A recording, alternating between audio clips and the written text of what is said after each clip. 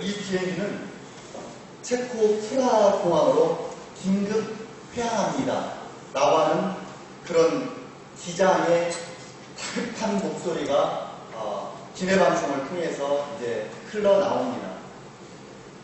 이 비행기는 이태리 로마의 그 레오나르도 다빈치 공항에 이륙을 해서 이제 인천 공항으로 향하고 있습니다.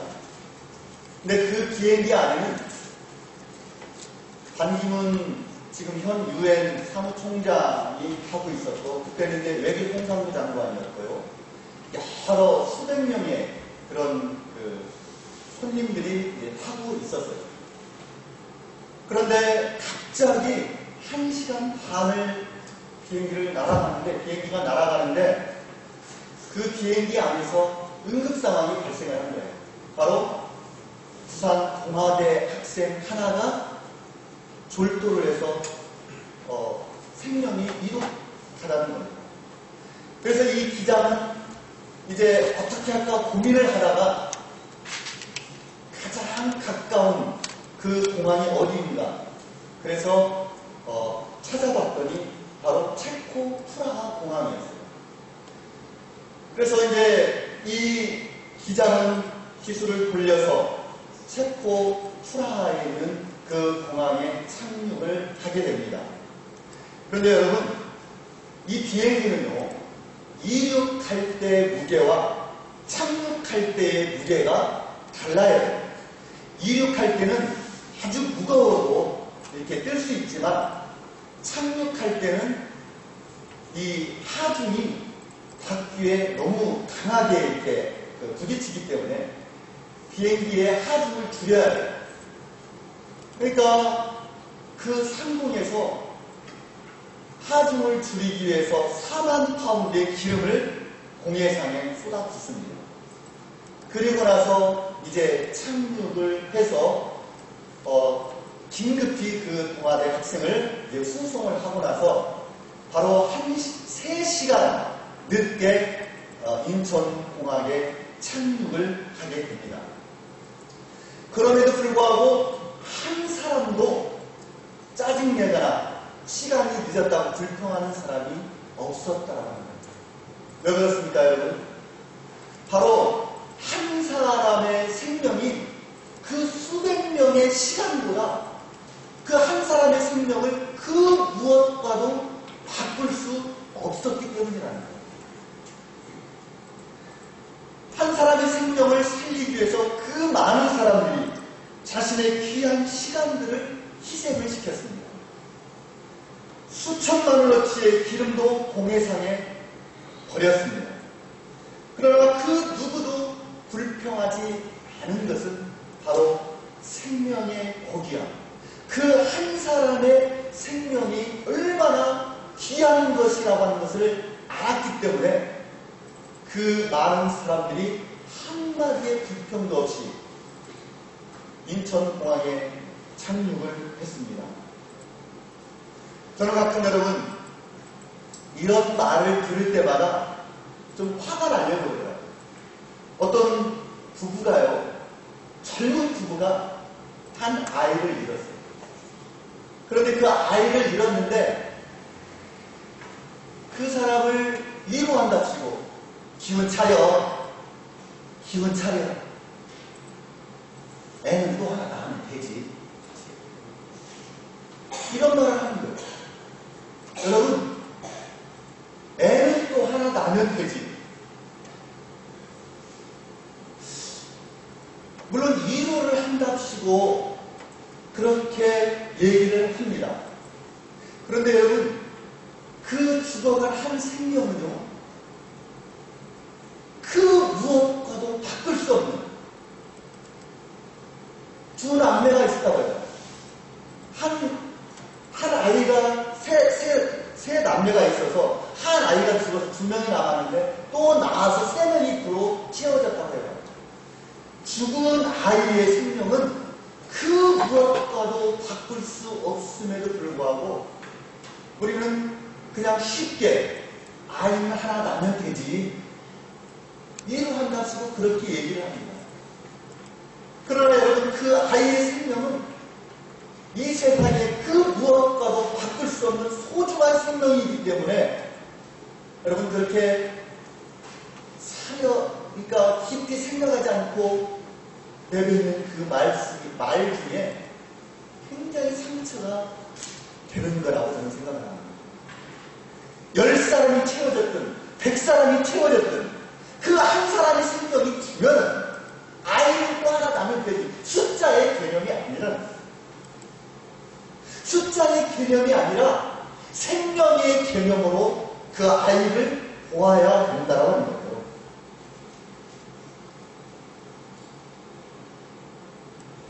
문제는 우리가 죽은 아이의 입장에서 한번 생각해 보자는 그런 말씀입니다.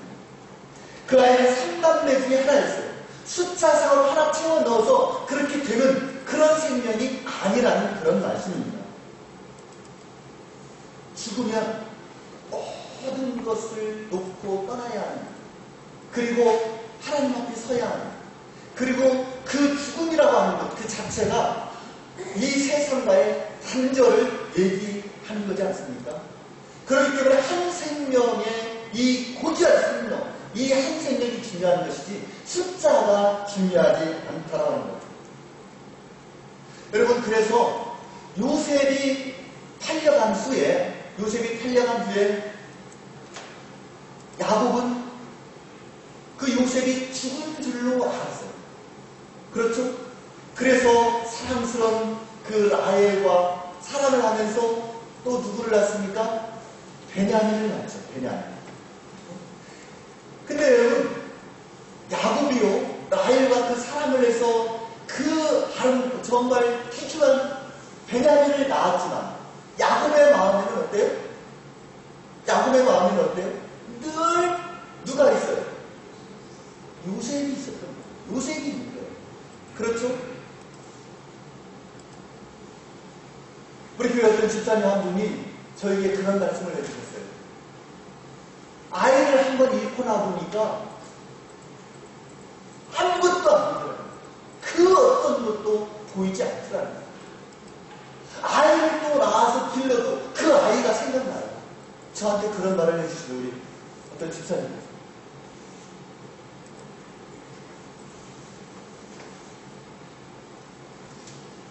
여러분 야곱이 요셉에 대한 그 애틋한 그리움은 이루 말할 수가 없는 거예요. 베냐민을 그 사랑스러운 베냐민을 또 하나 낳았지만 그러나 그 마음속 한 구석에는 계속해서 요셉이 생각나는 거예요. 우리의 생각이 들어주기 위해서 한 가지만 더 기울여 말씀을 드리겠습니다. 여러분 우리가 잘 아는 9.11 테러, 미국의 쌍둥이 빌딩이 비행기가 부딪혀서 그 테러에 의해서 무너져 내렸지 않습니까? 그런데 그 안에 살아서 나온 사람들이 거의 99% 살아나왔다고 하면 되죠. 가설을 한번 해보겠습니다. 그리고 딱 한 사람만 죽었다고 생각을 해요. 그러면 그 딱 한 사람 죽은 사람, 내 아내가 됐든지, 내 아버지가 됐든지, 내 남편이 됐든지 간에 딱 한 사람 죽은 사람의 입장에서 한번 생각을 해보시기 바랍니다. 많은 사람들이 살아나와서 너무 불행중탕이다. 내 남편 하나만, 내 아내 하나만 죽어도 정말 다행이다. 이렇게 생각하는 사람이 있을까요? 그 안에서 99%의 사람이 죽은 그 슬픔과 똑같은 슬픔이었을 거라는 거죠. 비록 한 사람의 죽음이었지만 그 한 사람의 죽음이 그 수많은 사람이 살아나온 것, 그 이상으로, 그리고 그 많은 사람이 죽었다 할지라도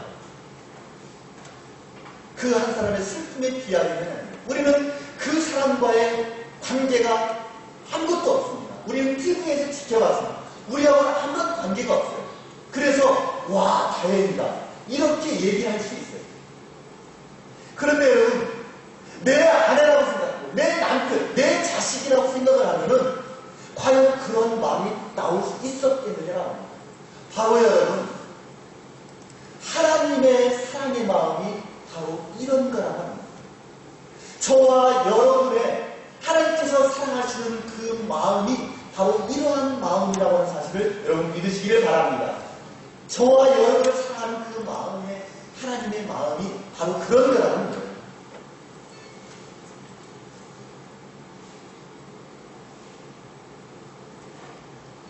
여러분, 하나님께서 우리를 보는 시각이 바로 그런 시각이라고 말씀을 드리고 싶습니다. 하나님은 여러분을 보실 때에, 여러분과 저를 보실 때에 여러 명 가운데 하나가 아니라 단 한 사람 가운데 하나를 보는 거예요. 이 지구상에 있는 많은 사람들 중에 여러분들 한 사람을 보는 것이 아니라 한 사람 중에 한 사람 여러분을 그렇게 보고 계시는 마음이 하나님의 마음인 줄 믿으시기를 바랍니다. 여러분, 잠시 여러분의 이 손을 가슴에 한번 대보세요. 가슴에 한번 대보세요. 가슴에 한번 대보시기 바랍니다. 하나님께서 여러분을 그렇게 가슴처럼 따뜻하게 여러분을 가리키고 계심을 믿으십니까? 믿으십니까? 여러분, 하나님께서 이 세상의 모든 사람들이 다 의인이라고 하는 거예요. 그리고 나 한 사람이 죄인이라고 생각해요. 그럼에도 불구하고 예수 그리스도께서 나 한 사람을 구원하시기 위해서, 나 한 사람을 구원하시기 위해서 십자가상에서 매달려서 그리고 쓰리고 아픈 십자가를 달고 그렇게 죽을 수 있었을까요? 예라고 해요. 예라고 확신할 수 있어야 됩니다, 여러분. 나 한 사람을 구원해 주시기 위해서 이 세상 모든 사람이 다 의인이라 할지라도 나 한 사람 죄인을 구원해 주시기 위해서 예수 그리스도께서, 하나님께서 그 외아들을 이 땅에 보내실 줄로 믿으시기를 바랍니다. 그렇게 하나님께서는 우리를, 나를 사랑하고 계신다는 사실을 여러분 믿으시기를 바랍니다. 하나님께서는 그렇게 나를 사랑하고 계신다는 거예요. 하나님, 여러분 한 사람을 구하기 위해서 필요하다면 지구를 반절을 돌려서라도 저와 여러분을 구원하실 줄로 믿으시기를 바랍니다. 야곱은 지금 여러분 부엘세바를 떠나서 하란으로 지금 가고 있습니다. 그가 베델이라고 하는 그런 곳에 이르기 전에 무슨 일이 있었습니까? 말라기에서 밝힌 바에 의하면 여러분, 야곱과 요셉과 에서, 그러니까 야곱과 에서가 태중에 있기 전에 하나님께서는 벌써 야곱을 택하시고 에서를 미워하셨다는 말이 말라기에서 나옵니다. 그런데 여러분, 야곱은 여러분 하나님의 그 사랑에 화답하지 못했어요. 하나님께 부름받은 자로서의 삶을 그렇게 살지를 못했다는 겁니다. 팥죽 한 그릇으로, 우리가 잘 알고 있듯이 여러분, 팥죽 한 그릇으로 장자권을 빼앗았어요. 요즘 말로 하면 부당거래죄의 축하입니다. 야곱은 여기서 멈추지 않았어요. 더 죄가 치밀해졌고 대담해졌고 또 발전해 갔습니다. 죄라고 하는 것이 한번 그 죄에 물들기 시작하면 더 대담해지고 더 발전적이고 더 크게 벌이는 것이 바로 죄라고 하는 겁니다. 아버지 이삭이 눈이 어두워서 자식들의 얼굴을 식별하지 못할 때 그 어머니하고 짜고 또 장자의 축복권을 그렇게 강탈해 가지 않습니까? 여러분, 여기서 하나님께서 야곱을 바라보는 시각을 우리가 제대로 볼 수 있어야 된다는 거예요.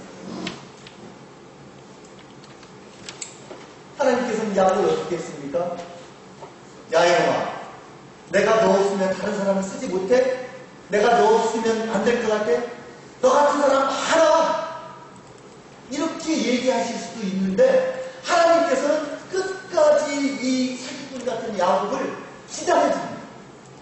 끝까지 기다려줍니다.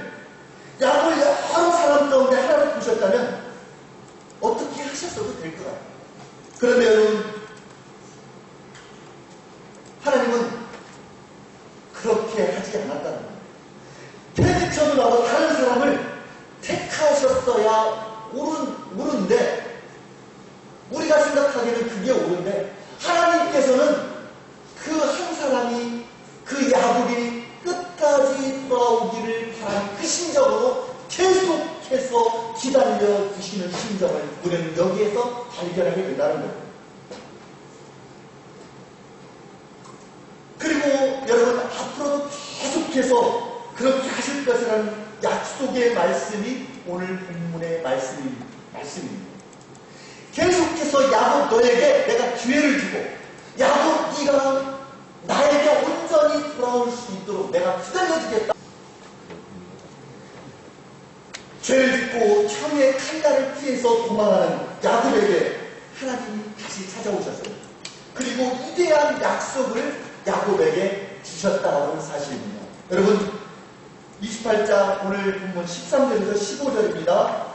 한번 같이 읽어볼까요? 시작. 또 본즉 여호와께서 그 위에 서서 이르시되 나는 여호와니 너의 조부 아브라함의 하나님이요 이삭의 하나님이라. 내가 누워있는 땅을 내가 너와 내 자손에게 주리니 내 자손이 땅에 띠끌같이 되어 내가 서쪽과 동쪽과 북쪽과 남쪽으로 퍼져 나갈지며 땅의 모든 족속이 너와 내 자손으로 말미암아 복을 받으리라.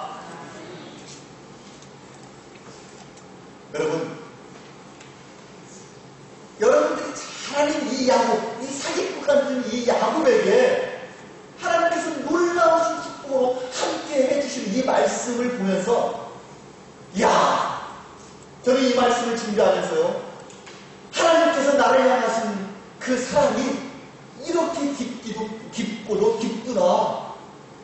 나 이 말씀을 주면서, 저는 이 말씀을 준비하면서요, 하나님께서 나에게 주신 이 축복의 말씀이 얼마나 다행스럽고 얼마나 행복했는지 몰라요. 나를 그렇게 기다려주시는구나. 내가 그렇게 죄인 중에 죄인임에도 불구하고 하나님께서 나를 그렇게 기다려주시는구나. 끝까지 하나님의 뜻을 이루려 하는구나.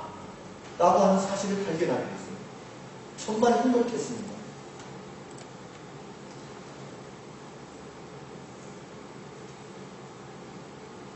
아브라함의 하나님은 어떤 하나님이셨습니까, 여러분? 하나님께서 아브라함을 믿음의 조상으로 부르셨습니다. 너는 본토 친척 아비집을 떠나라. 그리고 내가 지시한 땅으로 가라. 라고 했을 때 아브라함은 여러분 어떻습니까? 조카 롯을 빼어놓지 못해서 그 혈육이 뭐라고? 참 중요한 얘기입니다, 여러분. 조카 롯을 떼어놓지 못해서 전전긍긍할 때 하나님께서 어떻게 하셨어요? 아브라함의 종들과 롯의 종들이 충돌하게 만들잖아요. 그리고 그 충돌하게 만들어서 끝까지 아브라함과 롯을 떼어놓고 아브라함을 본토 친척 아비집에서 떠나게 만드시는, 그래서 하나님의 크신 뜻을 이루시는 것을 우리가 볼 수 있잖아요. 그 후에 아브라함이 여러분 성실하게 하나님의 약속을 기다렸어요? 아닙니다, 여러분. 속된 말로 아브라함은요, 다시 한번 잔머리를 들리기 시작합니다. 여러분, 종 엘리에셀을 양자 삼아서 하나님의 약속을 충족시키려는 인간적인 그런 머리를 씁니다. 그러니까 잔머리를 들리는 거예요. 하나님 앞에서 잔머리를 들리는 거예요. 첫 하나를 통해서 이스마엘을 낳아놓고 이놈이 하나님께서 내게 주신 축복입니다 라고 헛소리를 하고 있는 거예요. 중요한 것은 여러분, 여기서 우리는 하나님의 마음을 볼 수 있어야 됩니다. 하나님의 태도를 우리가 눈여겨볼 수 있어야 된다는 거예요. 이런 인간적인 잔머리를 굴리는 이 아브라함을 보시고 아브라함을 떠나시거나 버리지 않으신 우리 하나님을 한번 바라보시기 바랍니다. 하나님은 그런 하나님이죠. 여러분이 아무리 하나님 앞에서 죄를 짓고 다른 어떤 생각을 하고 있고 그렇게 한다 할지라도 하나님께서는 절대로 우리의 손을 놓지 않는다고 합니다. 여러분 믿으십니까? 내가 아무리 하나님의 손을 놓으려고 해도 하나님은 절대로 나의 손을 놓지 않으시는 하나님을 믿으시기를 바랍니다. 그러한 하나님을 우리는 아버지로 보시고 있으니까 얼마나 행복하냐는 얘기예요. 얼마나 행복하냐는 얘기예요. 끝까지 여러분 하나님은 기다리셨어요. 그리고 마침내 죽은 그 사라의 몸을 통해서 아들 이삭을 낳아서 아브라함을 품에 안겨 주시고야 끝까지 그렇게 하나님께서는 그렇게 축복을 해주시지 않습니까? 우리 15절을 다시 한번 읽겠습니다. 15절 시작. 내가 너와 함께 있어 내가 어디로 가든지 너를 지키며 너를 이끌어 이 땅으로 돌아오게 할지라. 내가 내게 허락한 것을 다 이루기까지 너를 떠나지 아니하리라 하신지라. 아멘. 하나님께서 나에게 이루시고자 하는 그 뜻을 이루시기 전에는 절대로 나를 안 떠난대요. 저는 이 말씀을 읽으면서 너무 행복했어요. 와, 하나님께서 이렇게 나를 사랑하시는구나. 나를 통해서 이루시고자 하는 뜻을 끝까지 이루시고 나서 이루어 주시고 끝까지 기다려 주십니다. 여러분 행복하지 않아요? 행복하십니까? 이런 하나님을 둔 우리는 행복해야 돼요. 인상 쓰지 말아야 돼요. 하나님께서 이루실 그 기대하심을 우리를 통해서 이루실 그 이루실 일을 기대하면서 우리가 살아가는 그 방. 정말 행복해요. 행복할 것 같아요. 같아요가 아니라 행복합니다. 그렇죠? 여기서 여러분 주목할 첫 번째 대목은 내가 어디로 가든지 라는 이 내가 어디로 가든지 내가 너와 함께 하리라고 합니다. 그래서 너를 통해서 끝까지 나에게 이루시고자 하는 그 뜻을 이루어주신다는 이 말씀. 하나님은 우리를 사랑하시고 여러분 우리를 로봇으로 보시지 않는다는 거예요. 우리의 자유의지를 충분히 살리시는 그런 인격적인 하나님인 줄을 믿으시기를 바랍니다. 여러분 우리는 하나님의 로봇이 아니라는 거예요. 우리가 잘못하면 잘못하는 대로, 잘하면 잘하는 대로 그냥 그대로 두시는 거예요. 그리고 끝까지 기다려주시는 거예요. 그리고 끝까지 안아주시는 거예요. 잘할 때까지. 잘할 때까지.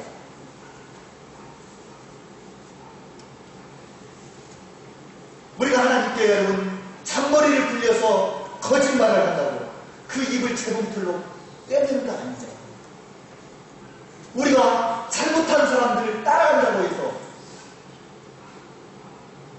다리 몽둥이 분질리지 않잖아요.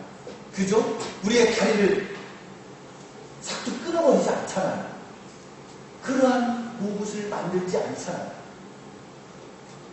인생 가운데 우리가 인생 가운데 할지 못할지 하도록 버려두시잖아요. 우리가 깨달을 때까지. 그리고도 깨닫지 못하면 이제 매를 드시지만 끝까지 나를 위해서 내가 그렇게 잘못을 한다 할지라도 하나님께서는 끝까지 기다려주시고 그렇게 안아주시고 감싸주신다는 사실. 그런 아버지를 두신 저와 여러분 행복한 줄 믿으시기를 바랍니다. 여러분 얼마나 기쁘십니까? 하나님은 여러분 개인 한 사람 한 사람 주목해서 보신다라는 거예요. 그 한 사람의 아픔에 집중하신다라는 사실입니다.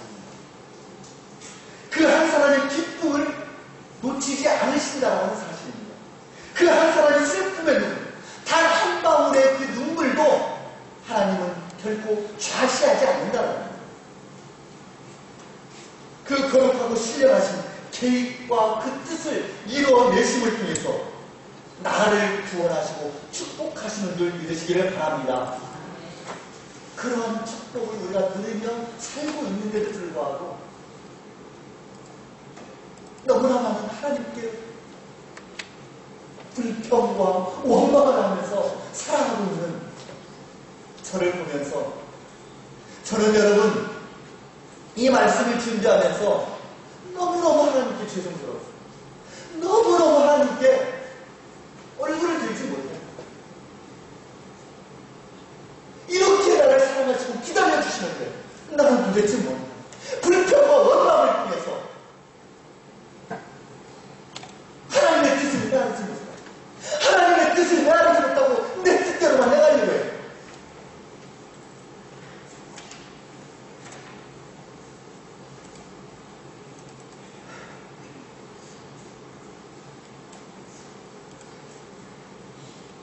여러분, 우리는 이런 나를 향하신 하나님의 사랑에 대해서 배반하지 않으시기를 바랍니다.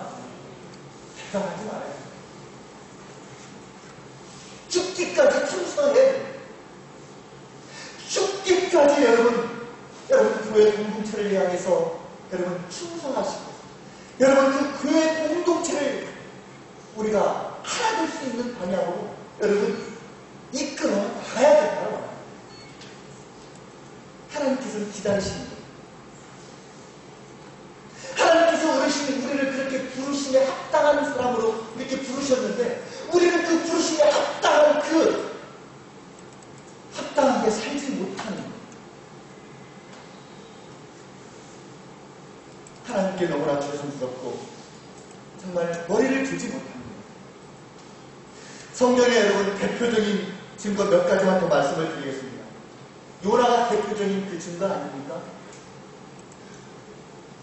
하나님께서 요나에게 너 니느웨로 가서 저 사람들을 회개시켜라라고 그렇게 명령을 내리셨을 때 하나님 내 민족을 멸망시킨 내 원수의 나라에 가가지고 어떻게 해결을 하라고 합니까? 난 못합니다 하고 다시스로 도망가지 않습니까? 그런데 여러분 다시스로 도망가는 그 요나를 어떤 방법을 통해서라도 그렇게 우리가 보지 못한 큰 물고기 뱃속에 들어가게 만들어서 그리고 그 물고기 뱃속에서 이동하게 만들어서 다시 니느웨로 가서 그 사람들을 회개시키게 만드는 분이 바로 하나님이라는 사실입니다. 여러분 니느웨로 가는 것이 싫어서 다시스로 요나는 도망을 갔어요. 이때 여러분 우리가 예상되는 하나님의 대답이 두 가지 있습니다. 첫 번째로는 내가 너 없으면 보낼 사람이 없냐 이놈아 이렇게 말씀하시는 거 하나고 두 번째로는 그래 너 갈 테면 가봐 내가 끝까지 너를 통해서 이 일을 이루시고야 말 거야. 그런데 하나님은 어떻게 하셨어요? 끝까지 요나를 택하시고 요나를 붙들어 두셨다. 그래서 끝까지 하나님의 하신 일을 행하게 만드셨다. 두 형제가 있습니다. 여러분. 큰아들에게 일을 맡겼습니다. 근데 그 큰아들이 아버지 싫어요. 나 안 할래요. 하고 나갔어요. 야 이놈아 내가 너 아니면 일 시킬 놈이 없을 줄 아냐? 작은 아들도 있어. 작은 아들을 시켰어요. 그 아들이 나가서 놀고 마실 때에 그 마음이 어떻겠어요? 아 진짜 내 작은 아들 시키지. 아버지는 나를 시켜라고. 마음이 좋게 되는 거예요. 찝찝한 마음. 내가 아버지께서 시킨 일을 하지 않았지만 거부하고 나갔지만 그 아들은 제대로 된 생활을 하지 못한다는 거예요. 왜? 그 마음 한구석에 찝찝한 마음을 금할 길이 없다고 하는 거예요.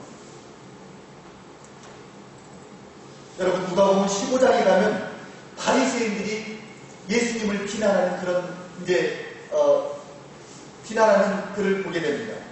예수님께서 죄인들과 세리들과 함께 어울리고 식사를 하시는 그런 장면을 통해서 이제 바리새인들은 예수님을 비난합니다. 이 비난에 대한 대답이 잃어버린 양, 잃어버린 드라크마, 잃어버린 아들에 대한 비유가 줄줄줄 나오지 않습니까? 오늘 여러분이나 제가 주목하고 싶은 것은 그 목자가 잃어버린 양의 존재적 가치를 100마리 가운데 하나로 보지 않았다는 거예요. 100마리 가운데 하나로 보지 않고 100마리보다 더 소중한 가치로 하나를 보았다는 그 목자의 말. 여러분, 만약 그렇게 보았다면 잃어버린 양을 찾는 수고의 가치와 양의 가치를 돈으로 환산해서 계산을 했을 거예요. 그냥 돈 주고 그 양 한 마리를 채워서 쓰면 되는 거예요. 채워 넣으면 되는 거예요. 그렇죠? 그런데 참 목자는 그게 아니라 99마리 양보다 한 마리의 양이 더 중요한, 그래서 그 양을 찾았을 때는 그 99마리 양의 그 가치보다 더 나가는 잔치를 베풀었다라고 하는 사실. 목자는 여러분, 어린 양을 향해서 너 아니면 안 돼! 라고 외치는 사람입니다. 우리들이 그러한 마음을 가져요. 우리가 한 사람 한 사람을 그렇게 소중히 여겨야 돼요. 소중히 간직해야 돼요. 요즘에 우리 교회를 여러분 빠져나간 사람이 너무 많아요. 가슴이 아파요. 정말 가슴이 아파요. 목회자를 한 사람으로서 여러분에게 정말 말이 없습니다. 그냥 한 사람 한 사람이 빠져나갈 때에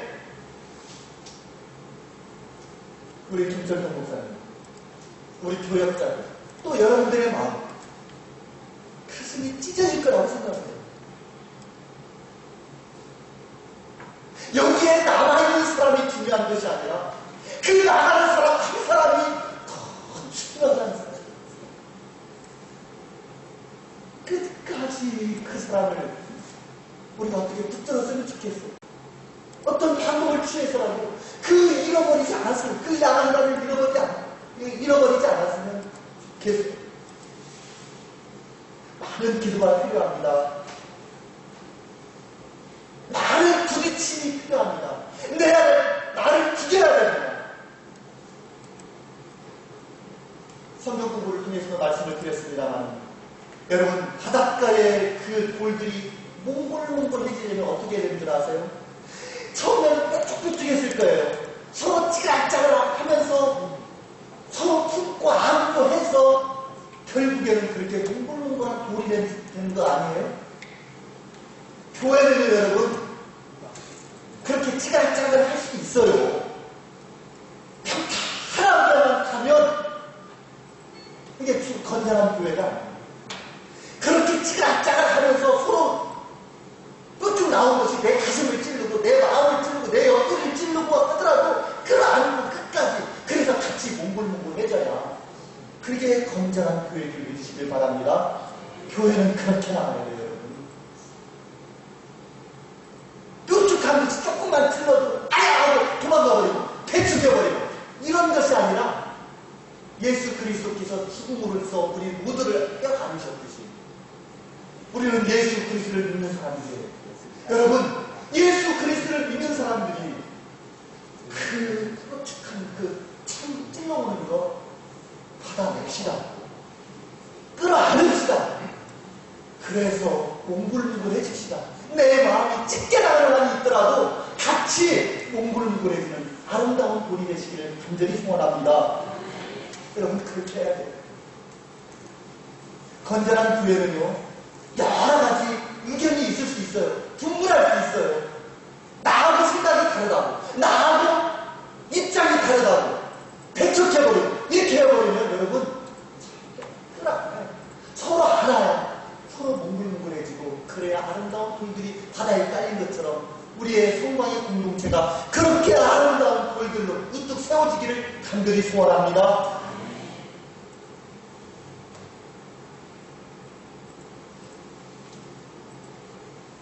여러분, 전에는 이 오늘 읽은 이 본문을 우리가 타인을 보는 시각으로만 바라봤습니다.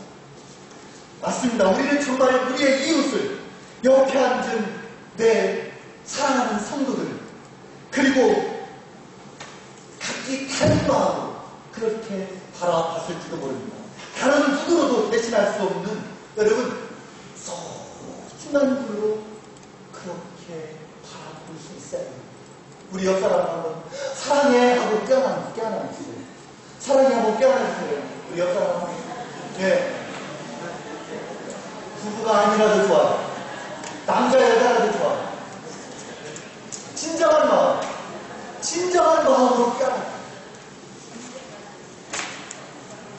여러분, 값으로 따질 수 없고 대체할 수 없는 존경으로 우리가 옆 사람을 한번 바라보시기 바랍니다. 내가 주차 여러분들에게 말씀드리지만 내 안에 너 있어. 한번 해봐요. 내 안에 너 있어. 가식적으로 말고 진정한 마음으로. 내 안에 양민정 집사님 있다. 내 안에 우리 조명희 장로님 있다. 내 안에 우리 김창기 장로님 있다. 잘하는 거예요. 장로님만 얘기하잖아요. 내 안에 우리 하나님 권사님 있다. 김중석 권사님 있다. 여러분, 진정한 마음, 진정한 마음으로, 그윽한 눈으로 여러분 존귀하는 마음으로 바라보시기를 바랍니다. 그렇게 바라보실 때 우리 성만의 공동체가 하나 돼서 나갈 수 있다는 거예요. 제 스스로 여러분, 야곱과 같이 그렇게 부족한 사람인 것을 잘 압니다. 그럼에도 불구하고 내게 허락한 것을 다 이루기까지 결코 떠나지 않으시겠다라고 하는 하나님의 이 약속, 축복된 말씀, 이 말씀을 우리 마음밭에 새겨주셨습니다.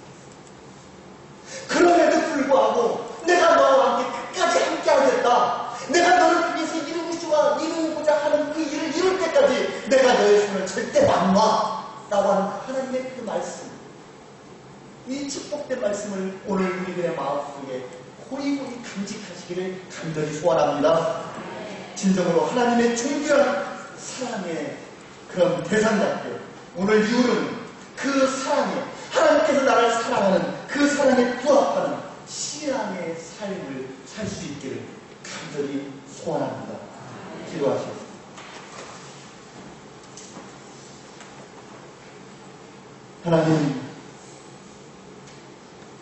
하나님께서는 우리를 그렇게 사랑하시는데 우리는 그 사랑을 깨닫지 못하고 내 고집대로, 내 마음대로 너무나 강팍한 마음을 가지고 살아왔지 않나, 이 시간 고백을 합니다. 하나님, 용서하여 주시옵소서. 나를 위해서 이루실 하나님의 그 사랑과 그 일을 기대하며 살아가는 저희를 뵐 수 있도록 도와주시옵소서. 하나님의 그 크신 사랑을 깨닫게 도와주시옵소서. 내 옆에 있는 성도들을 끌어안고 하나 되며 정말로 내 눈에 너희 따라 간절한 마음으로 서로 존경하며 바라볼 수 있는 오늘 저희들 될 수 있도록 도와주시옵소서.